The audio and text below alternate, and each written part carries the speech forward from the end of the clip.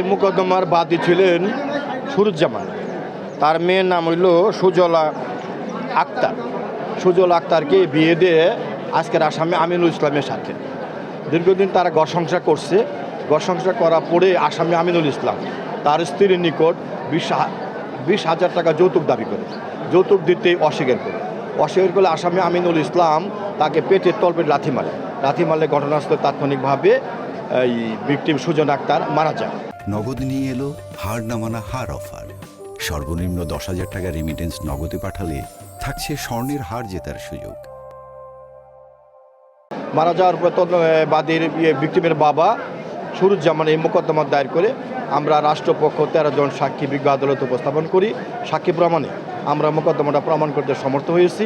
এবং আরও একটা বিশেষ ঘটনা হলো, এই মোকদ্দমা যে আসামি ফৌজদারি কার্যবিধির 164 ধারার মতো স্বীকারোক্তি দিয়েছে যে আমি আমার স্ত্রীকে হত্যা করছি, স্বীকারোক্তি দিয়েছে হত্যা করি। সুতরাং আমরা তারপরেও আমরা 13 জন সাক্ষী দিয়েছি, ম্যাজিস্ট্রেট সাক্ষী দিয়েছে, এমও সাক্ষী দিয়েছে, বাদী সাক্ষী দিয়েছে, আয়ু সাক্ষী দিয়েছে। এইভাবে 13 জন সাক্ষী প্রমাণে রাষ্ট্রপক্ষ মোকদ্দমার প্রমাণ করতে সক্ষম হয়েছে বিধায় বিজ্ঞ আদালত আজকে আসামির সর্বোচ্চ শাস্তি মৃত্যুদণ্ড আদেশ প্রদান করেছে।